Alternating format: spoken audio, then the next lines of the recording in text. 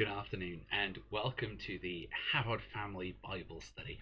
I hope that you've been following along so far as we've looked at ways in which we can understand and explore the Bible. And it might seem like a bit strange that only now are we actually beginning to delve into the text. While I was looking through these Bible studies and preparing for today, I realized that there was still so much more that needed to be said, but I felt that a lot of it could be said by reference directly to the text at hand. So today we're going to be looking at Genesis, and I should say that the Old Testament is perhaps my favorite part of the Old Testament. So Genesis is part of the Pentateuch, which is a posh way of saying the first 5 books of the Bible. Sometimes it's referred to as the Hexateuch to include the first 6 books of the Bible, but they're all really much of a muchness. The Pentateuch is traditionally attributed to having been written by Moses. Now, there's a lot of problems with the idea of Moses having written the first 5 books, not in the least that some of the stuff refers to ideas and places that simply didn't exist in the time of Moses. And we'll come to some of that when we talk about Exodus, because there's a really interesting debate about how we date the book of Exodus. But today we're talking about Genesis, and dating the book of Genesis is quite difficult. There's nothing really in it that allows us to anchor it into the modern world. When it comes to dating a biblical book, there are many ways that we can do this. We can look at events. So if a Bible book mentions an event, an invasion from a neighboring country, a geological event like an eruption, or perhaps even a flood, not Noah's flood, we'll come to that in a minute, or names the creation or names a town, then we've got something that gives us an idea of when that happens. We can see in the geological records when the eruptions happened, when the flooding happened. There is often records from neighboring countries about when they invaded. But in Genesis, we don't really have any of that. Even the names of the kings that do show up, like Melchizedek, we don't really have any other records of where they ruled or the towns over which they ruled to be able to give us a really useful date. We do have stories like Sodom and Gomorrah, towns that we know were destroyed. And we could, of course, use the dating of that destruction to be where the date was. However, it's very difficult to know whether or not in Genesis, in particular, not necessarily true for other Bible books, whether or not they're talking about a sort of a story about something that might happen, something that they wish to happen, or something that has happened that they're adding a theological gloss to. And that leads us on neatly to the idea of myth and mythos. So we're going to talk a little bit about what those two words mean in this theological context, and particularly in how we're going to be using them during these videos.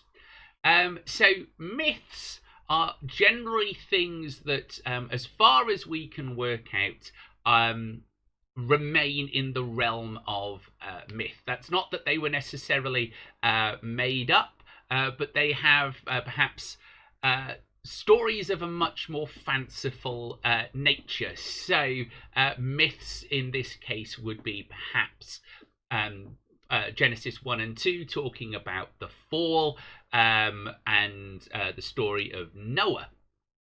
Then we have mythos. So mythos is a story which has in it a thread that perhaps remembers an original event. If we were to take, for example, the Tower of Babel in Genesis, the Tower of Babel appears in many forms around the ancient Near East, either based actually in Babylon, the Tower of Babylon.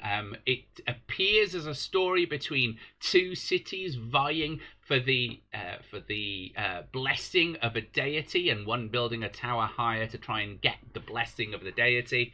So there is sort of a thread that runs through this. And while we may never be able to get down to the original story that bred these mythos, but there is a kernel in there somewhere. Of course, mythos has around it a whole bunch of accumulation, a whole bunch of stuff that has kind of come up through the generations, added ideas and emphases. They've become big stories that can look very much the same as myths, except that in mythos there is somewhere down at the bottom, perhaps almost indistinguishable from the myth itself, a layer of reality. Along with mythos, there is this idea of a Christmas tree character or a Christmas tree event. Now, this idea is where you get a person. In the case of Genesis, there's a number of people. We've got Abraham, Isaac, Jacob, perhaps even Joseph, where this story is so kind of convoluted that actually to try and make sense of it takes quite a bit. And when you start looking at it, what you have is just a series of individual stories that have been hung onto the same person. We've seen this throughout history. Things that get Alexander the Great perhaps being the easiest one to go look up, where there's a whole bunch of stories about Alexander the Great. Some of which can't have happened at the same time because we've got a lot of historic evidence about where Alexander the Great was. We know that in some places there was a movement to try and make Alexander himself a deity, and so there was other stuff attributed to Alexander. Were it not for the fact that we had quite a strong piece of archaeological evidence for Alexander and their battles, we wouldn't be able to as easily separate the stories that actually happened to the accruations of time and history. So when you're looking at a story that probably originates, at least the sort of parts of the story of Genesis probably originates sometime around 1000 BCE, with stories maybe coming a little later, maybe as late as 800 BCE. It's quite difficult now to be able to tell these two things apart. So instead, what we need to do is we need to kind of deal with these. They've been put together as though they all apply to the one person, and that person is it's a Christmas tree. So you buy a Christmas tree, you cover it in baubles and tinsel and lights, or at least you do if you're me, until you reach a point where you cannot see the tree. And the tree essentially is just there to hang the baubles and the tinsel and the what have you all on it. Thus, somebody like Abraham is a Christmas tree, in that somewhere at the centre there was probably an Abraham. Did he do all the stuff that we think he did? Maybe not. Can we find the real Abraham? Probably not, because all of the accusations, all these stories over time have been added to Abraham. So very much like a Christmas tree, he's in there somewhere. We just can't see him for all the baubles and the tinsel.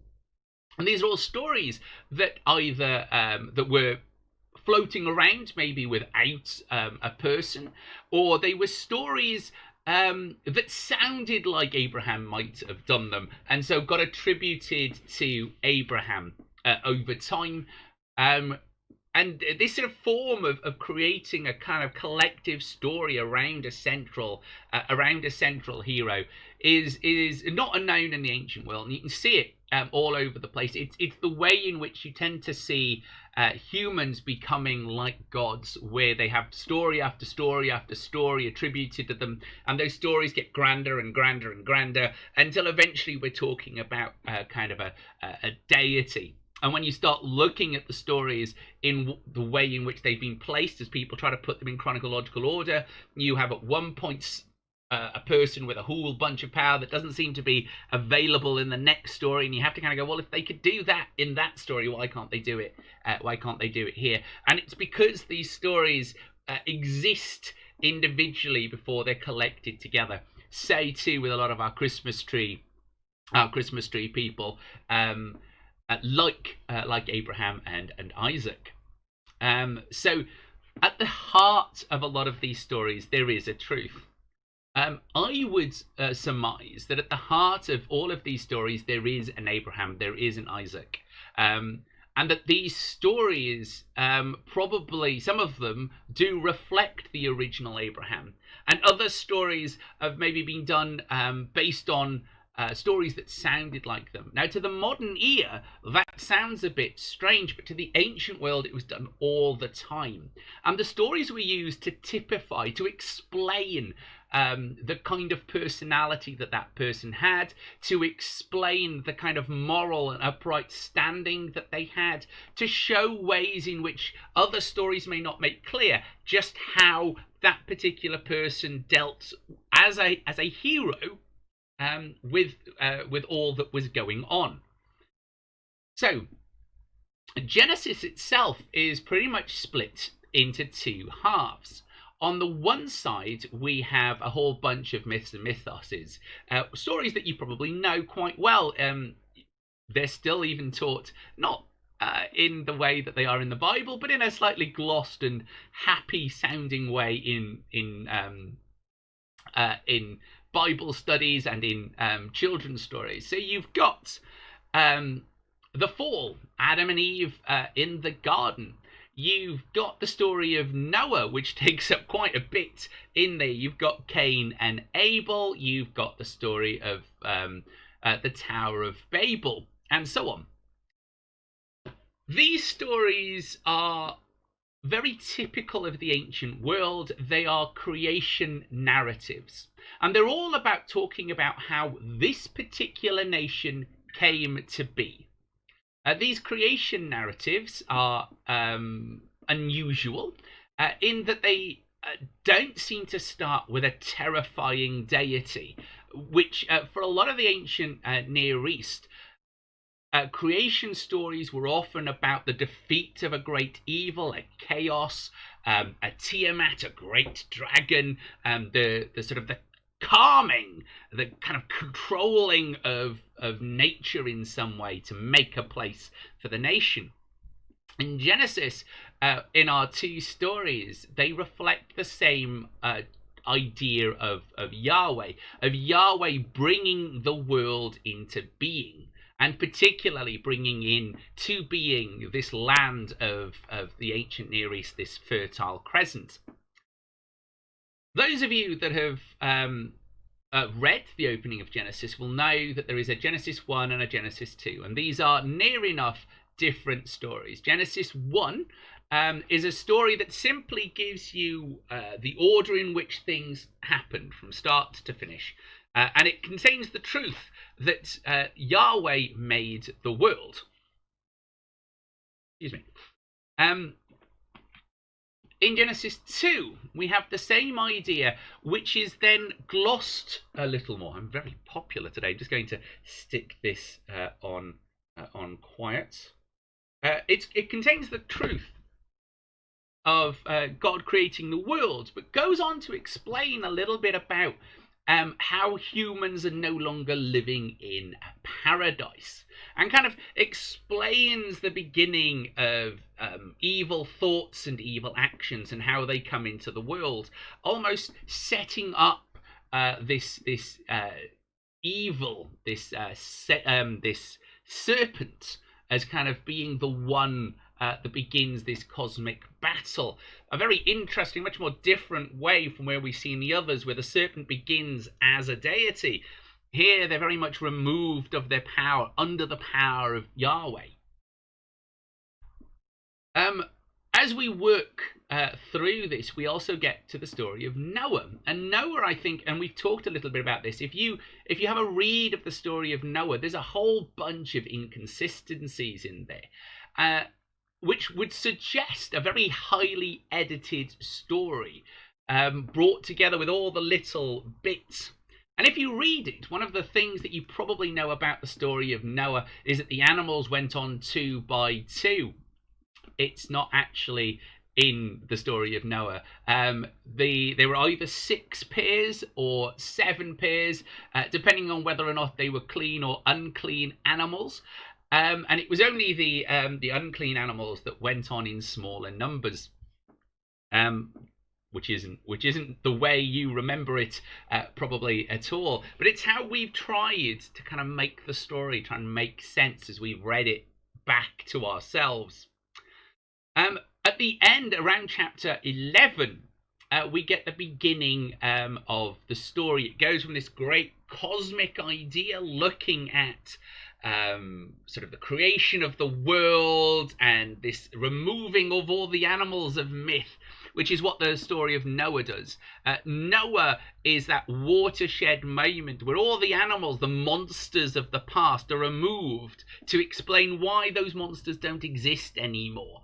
Sort of the removal of things like the Nephilim, these sort of ancient giants and monsters, which in a lot of the ancient stories were writ large, and for a lot of people were considered to be something that still existed.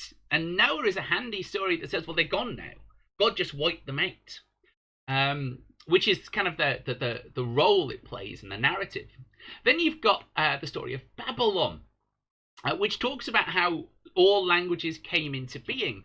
And really, the best way to look at a lot of these stories are like the Just So stories by Rudyard Kipling. These stories seek to explain why the giraffe had a long neck, for example, often in rather comedic ways with a moral in it. And these stories are about saying 2 things. One, that Israel and the land that will become Israel and the people that follow Yahweh are important. And 2, to show the power of Yahweh over and above the power of other deities that existed at the time. For us as modern readers, it'd be quite difficult to imagine, but these stories were writ large in a world where every nation had their own deity. Every nation had their own chief deity, their own creation story, perhaps even a pantheon of deities. And there's some evidence to suggest that even the early Israelites followed a pantheon of deities with El or Yahweh at its head. So a lot of these stories are about kind of explaining how we get from a pantheon down to monotheism. And when you look at the opening of Genesis 1, you can see that God moves upon the waters and is speaking to someone, this remnant that there was sort of something or someone else to talk to. Now, from a Christian perspective, that someone else has become the Holy Spirit and Christ himself. But obviously there's remnants in these stories that can't quite be erased. When we get to chapter 11, we get from this cosmic story down to Abraham, a wandering man who comes out of the land of Goshen, out of the land of Sin. Sin, by the way, in this pointing to the land that worshipped the deity Sin, the moon god. So Abraham is called by Yahweh out of that land. So he's been called out of Sin. It's all a play on words here. And we follow Abraham as they go about their life, the trials of trying to find a wife for their son, trying to become rich and wealthy, all by following God. And when you look at, he goes to war, he gets blessed. That's why he goes from Abram to Abraham. And he's blessed by Melchizedek, and we don't know who Melchizedek is. They just appear out of nowhere, bless Abraham, and then disappear again. Weird. Anyway, and we go down through the family line of Abraham. We get Isaac, sort of the younger son being promoted to actually the most important son, which for the ancient world would have been really difficult and really unusual. Inheritance was always to the eldest, and here we have Isaac inheriting when it wasn't theirs.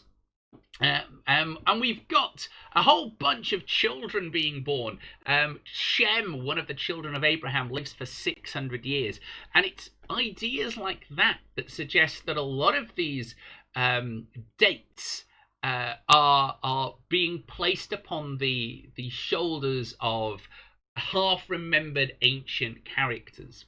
And we can see this in contemporary, and I mean contemporary with the ancient Israelites, of contemporary writings, where what we're seeing is that we've got king lists where the old kings live for about 1,000 years, and as you get closer to the time in which the book is written, the lifespan shrinks, and there's no real reason for it, other than the fact that they're now easy to look at. We now know who they are.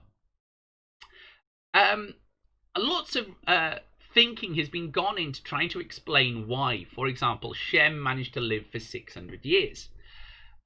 They've pointed to the fact that maybe years were different, and we know from our understanding of the calendar that the years were in fact counted differently, because they were counted based on moons and seasons. But even then, 600 years is still, 600 years. Some have said that maybe a year would mean months. So you would be looking at 600 years meaning 70 years, because it's that many months that have passed.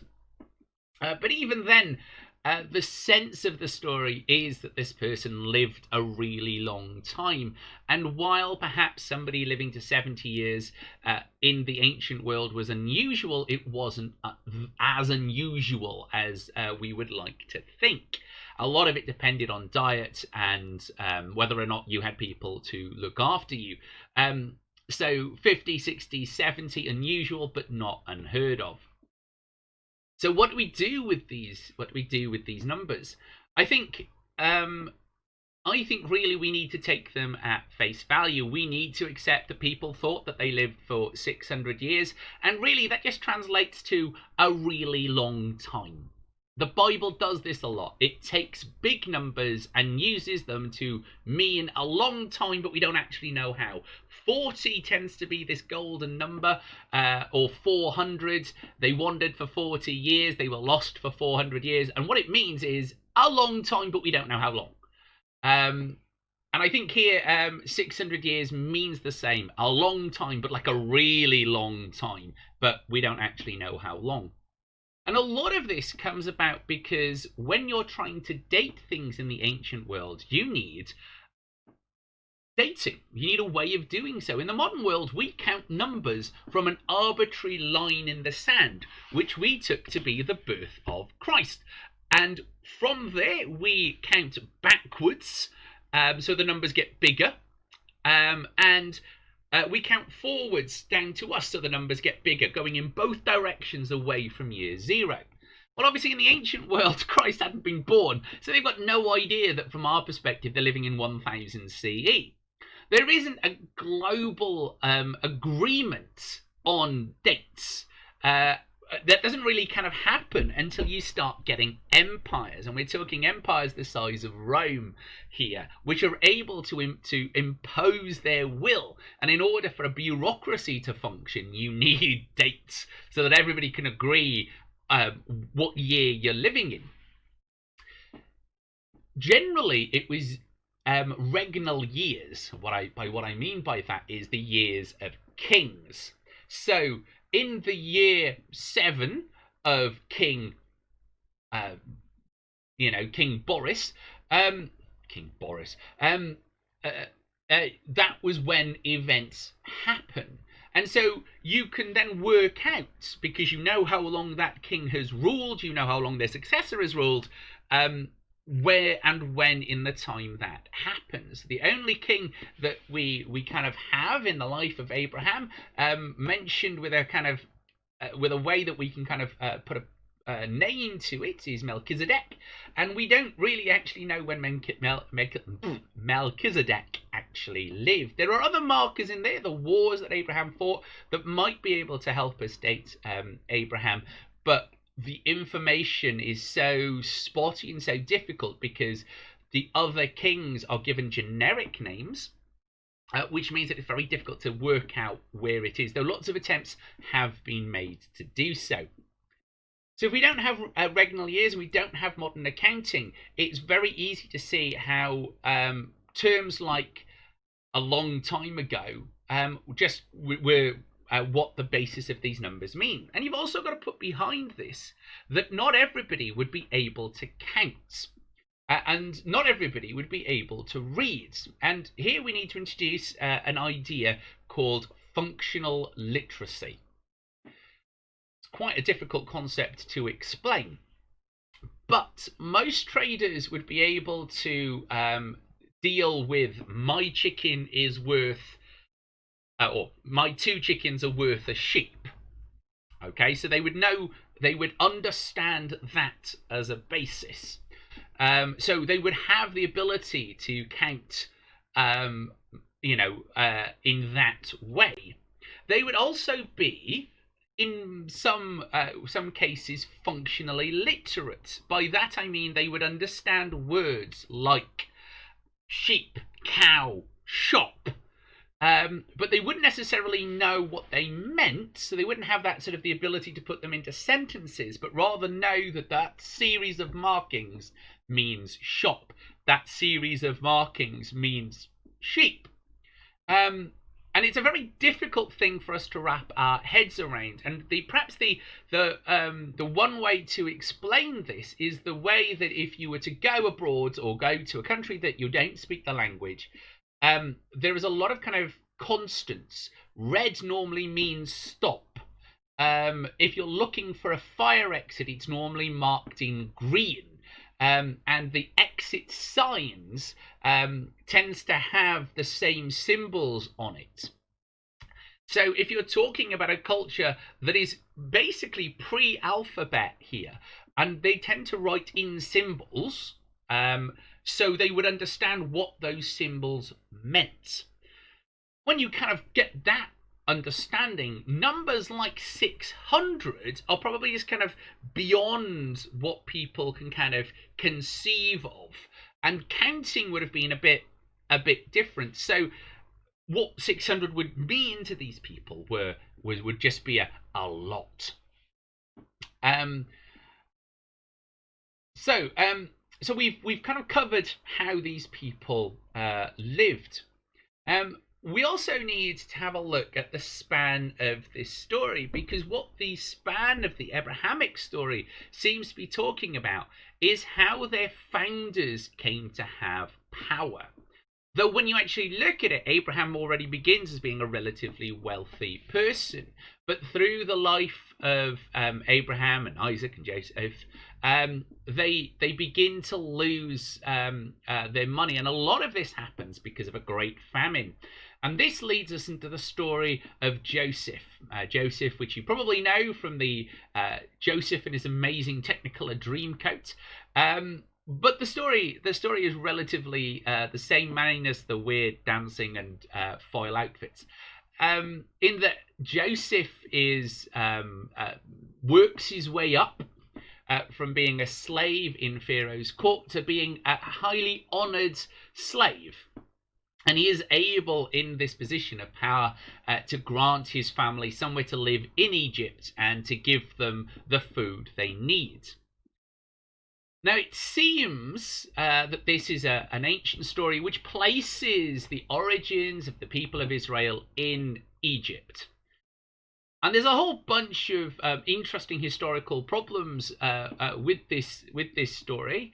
But what we do know is that these famines, there were quite a few global famines that happened in ancient times. And in fact, when you start looking at the rates in which the famines sort of appeared in the biblical narrative, and people were thinking, well, maybe these are all the one famines. As we start to look at the archaeological record, we're beginning to see that these famines were global, that everybody suffered because of these famines, which begins to show that this is a record of a lived people. It records the history of people who lived it. We may not be able to put them into a time and into a time frame, but we know that these are real lived experiences, even if they've been projected onto people like Abraham, Isaac, Esau, and so on. They describe a lived experience. And as you look at that lived experience, the thread that it has running through it is the connection that these people have to Yahweh. The way in which Yahweh facilitates or enables the people being saved. We're to have a look at the story of Joseph, for which Yahweh seems to really play a back seat. What you can see is that Yahweh's plan to save his people begins with Joseph being taken off into Egypt. So it begins 20 years before Joseph is actually needed to act the story, to act the role that Yahweh is going to require of him. And a lot of it is about explaining how Yahweh works, that Yahweh works through people, sometimes in miraculous ways, in which the way in which Joseph is saved from his hole by these slave traders is quite miraculous. But often that Yahweh is a deity that deals very much in the sphere of the mortal, very much dealing with people. And Genesis takes us on this journey all the way through. As we've spoken before, when we look at Genesis, we begin to see that these are little pericope connected together. Genesis is probably a book that's been collected together over time. I would argue that the opening of Genesis is perhaps the oldest story. A lot of scholars would want to say that Genesis 2 and 3, the fall, is the oldest story, but I would contend that Genesis 1, the way in which it's written in Hebrew, the way in which it speaks almost in a poetic way about the defeat of chaos, the defeat of the waters, would make it a much older story. Its lack of a sensible opening, and the way in which it doesn't really explain itself, it doesn't really kind of go into detail, would give it a much older story. And we see similar ideas when we talked about the New Testament, that you try to explain complicated things, you don't make them more complicated. So it doesn't make sense for Genesis 2 to be the older story where we have this beautifully poetic explanation of how humans came into being and fell out of paradise, to this rather complicated and brief story about humans coming into being, naming the animals, being given a partner, and that's it, and being given the world. Instead, we have this much more complicated theological gloss in Genesis 2, and I would argue that Genesis 1 is the older story. And it's been placed next to Genesis 2, I think, because both stories were writ large in people's minds, and text was important because writing was the purview of the very few. Some texts kind of took on this kind of almost mystic act in and of itself, and we see this in other cultures. Runes, even though as we find on swords, we've got swords that say made by Dave. The fact that it had runes on them made it a sort of a magical sword, because nobody really knew what the runes meant. Though we do also know that runes were used for magical purposes, and on some of the blades we do have magic words actually carved into the blade. So the words themselves held a magic. So it would have been very difficult for the earliest collectors of Genesis to be able to deny a place for both of these stories, especially because what you're trying to do is record what Yahweh wants you to record, and if you're unsure, better to record everything than to make a mistake. As you can see, Genesis is not the easy to understand book that we would like to think it of, and while it's the first book in our collection, it has been placed there by later redactors. A lot of the stories in it probably are not as old as some of the other parts of the Bible. They might have had an older origin, but the ways in which we have them seem to have hidden that older origin from us. So how do we deal with Genesis? Well, we deal with Genesis because we are looking at it for that truth of what it says about Yahweh. Now, we're not looking at it necessarily for a moral truth, because in fairness, a lot of the stories in Genesis are really dodgy when it comes to explaining morals.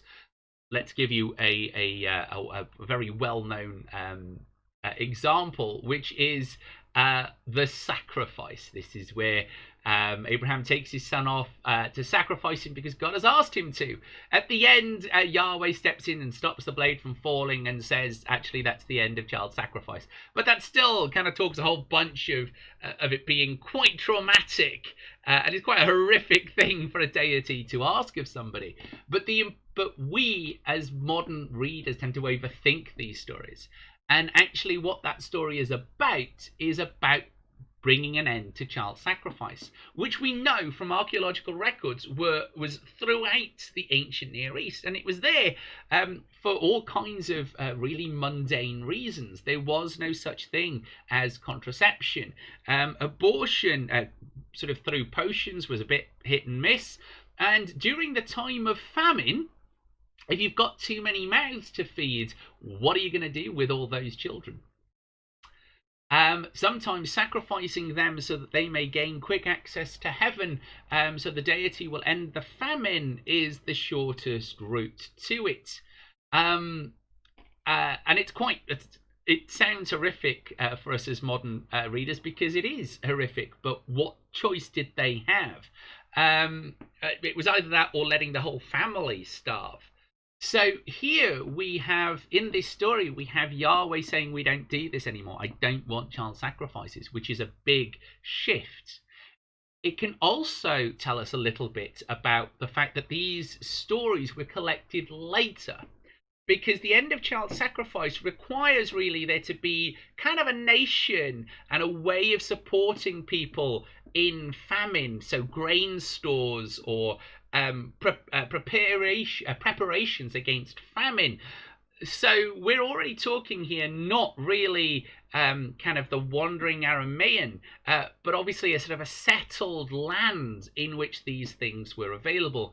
And to the modern mind, we would think that that's quite modern, but actually archaeology tells us that humans have been really preparing against famine for at least 7,000 years. So it does kind of doesn't help us really with the dating of Abraham, but does tell us something about the world in which Abraham would have lived. So that's our whistle-stop tour over Genesis. I hope that you've enjoyed it. And of course, as with everything,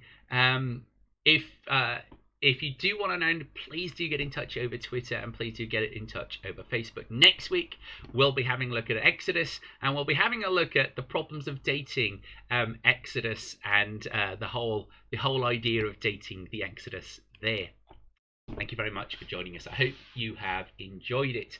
Please do remember that if you want to get in touch, we've got a website, we've got Facebook, we've got Twitter, we've got a weekly newsletter. And remember that we produce these videos because we enjoy them. I am particularly enjoying talking about the Old Testament.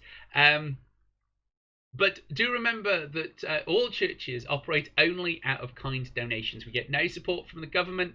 Unlike American churches, I do not have 10 million that I can jet around in a private jet. A ridiculous amount of money. And if I did, I wouldn't be asking for money on Twitch or on YouTube or on Facebook. So if you do want to help and support our mission, looking after people producing these videos, please do consider donating. And you can donate through PayPal, and a great big thank you to all those of you that have already done so. Or you can donate by giving us a small amount every month, which really helps our ongoing costs and our ability to continue doing these things. But if you haven't got any money, don't worry about it. COVID-19 is affecting absolutely everybody, but we're going to keep doing these videos for as long as we're able, as sort of work kind of comes back in. So some of these things will obviously change and move, but I'll let you know as and when that happens. So please do join us on Thursday. at 10:30 for our all Welsh morning prayer. So please do join us for that. Also on Sunday at 10 o'clock, where we do our English morning prayer. And if you are looking for peace and quiet, St. Thomas's in Penicae is open for private prayer. And you can visit there on Wednesday between 12 and 2 and Sunday between 12 and 2 up until the 9th of August. On the 9th of August, we are looking to return in St. Thomas's to a said communion service. So please do come and join us for that if you are able. There will be a lot of restrictions, obviously, social distancing, and we will be asking people to wear a mask, but all of that information will be available closer to the time. Thank you very much for joining us. And whatever you're doing today, have a great day. But remember, wash your hands, avoid touching your face, wear a mask, keep at least 2 meters away from somebody. Social distancing is important. And remember, be safe. Look after yourselves and go with God. Amen.